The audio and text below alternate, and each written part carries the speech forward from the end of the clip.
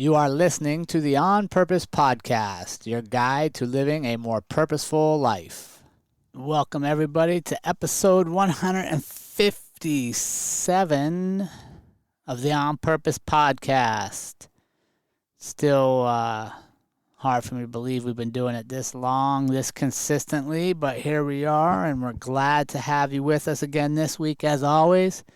I hope you enjoyed last week's episode with Jesse O'Rulian and that you found your way over to follow him. He's got a very entertaining Instagram page, and I'm excited to see where his farming adventures take him. I got to tell you, that took me by surprise when he said that was his plan, but Plant and Punch is his blog for self-sufficiency in life and knowing where your food comes from. And you know, you got to give him credit having a battle with cancer like that and losing a father to Alzheimer's, which there's been ties to dietary stuff, you know, in that disease as well. I give him kudos for seeking different solutions. So if you didn't listen to last week's episode or you haven't gotten over to follow him yet, please do so.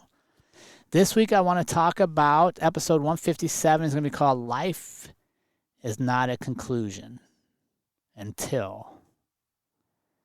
Life is not a conclusion until what, I wonder? What would you say? Life is not a conclusion until? I'll give you a couple ideas I've had as I prepared for this show and reading and listening and just thinking things through. Life is not a conclusion until one of two things. Either you die, at which point life is most certainly concluded, right? Like that's it. Or you quit trying to improve. Right? To me, if our life concludes, our titles become set, the identities of who we are fully answered, when we quit trying. As I was thinking of this episode, what kind of sparked a thought for me on this was, I was on another podcast and preparing for that. One of the questions they wanted to know was, what would I like to hear said at my eulogy in 20 years? So he gave me a time frame, like I was going to pass away in 20 years. What do I want to hear said? And I sat and thought for a minute, and I told him, I can't tell you what I want to have said. And he started talking about things, you know, in the bio and stuff, the accomplishments, whatever. And I told him that, to be honest, my hope is that in 20 years, if I die in 20 years, people are talking about things that I have not even done yet. Because I've not quit growing. I've not quit trying. My life is not concluded. I don't want them to be able in 20 years to talk about the stuff I'm doing today or I did yesterday or I did 10 years ago. I want to create so much new cool shit and the next 20 years that people actually forget that this Jerrod existed. I don't know what the universe is going to bless me with. I don't know, going back a couple episodes, what detours my life's going to have, what speed bumps, what U-turns are going to come my way. But I can tell you that for me, I've honestly changed so much in the last 10 years. I'm super excited to see what the next 20 bring me and my family and the people around me on this journey. So I hope that nobody in 20 years is speaking of what I'm doing today because we've done more things that make this stuff less important.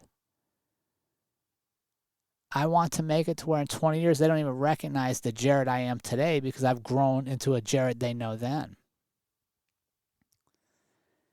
And I was thinking through how many times people and how easy it is for us to stop with where we get to where we think we're supposed to be.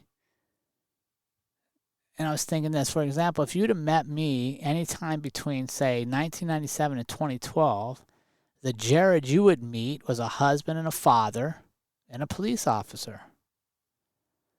I had never written a book, didn't have a podcast, hadn't done any MMA fights. That was all to come. Through fighting I loved, that I realized again that I loved writing and that people actually would pay attention if I wrote. So halfway through my police career, if you met me then, I was a husband, father, police officer, MMA fighter, and then a writer, a fundraiser. And as we grow in life, it's okay to let things go. So the people that are meeting me today out in the road living in Airstream, they'll never meet police officer Jerrod. They'll never meet military Jerrod. They're never going to meet any of those things I used to be because that's not who I am. Those are things I did. But the people meeting me today look at me as Jerrod and Andrea living in their Airstream, traveling the country, running a podcast, entrepreneurs. And that's okay. They don't need to meet the old Jerrod because the Jerrod they get to meet has all the benefits of my old experience, but none of the baggage now. If you think 2 weeks ago we were talking about U-turns, right? When I turn around, I look back to see where I've been, who I was, and I forgive all the things I was, and I forgive all the dumb stuff I did. I forgive the dumb things done to me, and I move forward. The people meeting you now get to meet the best you because of those experiences.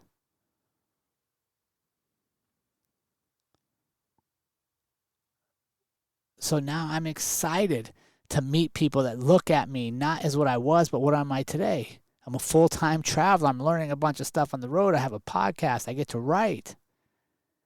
But that's not who I want to be in 20 years. Or maybe it is. I don't know. Maybe that's what life is going to say. This is the best, and we're going to keep you here, and you're going to keep networking within this. Or maybe it's not. But the one constant people always hear is that I'm a husband and a father because that is who I am. All the other things are what I do. And we've talked about that in the past. What you do is irrelevant compared to who you are. And one of the great things about meeting so many new people on neutral grounds, Jesse said this in his episode, that like fighting's a lot like camping. Your relationship grows really quick because you only have a short amount of time with somebody. And like in his terms of camping, you're both pooping in the woods, so you have mutual ground that's uncomfortable, right? So you meet people and you meet them on fresh terms. And what we love about this is there's times we'll spend whole weekends with people or days during the week whenever they're near us and not know what they truly do for a living after spending hours with them because it's irrelevant. We want to know who they are. And that who you are is allowed to grow. It's allowed to continue if you don't quit trying, if you don't get up when you stumble. So my question to you is, are you willing to allow yourself to progress and grow in both your actions of what you're doing and your identity of who you are? Or some of our struggles, because we're holding our own selves back, continuing to identify with things in the past, with who we used to be, or maybe who we didn't become in the past that we think we see as a failure, and now it's hindering us for who we can be tomorrow. A lot of times we will hinder ourselves by looking at ourselves in a negative light, and then creating that so others see that way. Or we can flip it. Go back and listen to detours, speed bumps, and U-turns and come into these new engagement, these new opportunities, these new conversations light and moving forward because you're growing.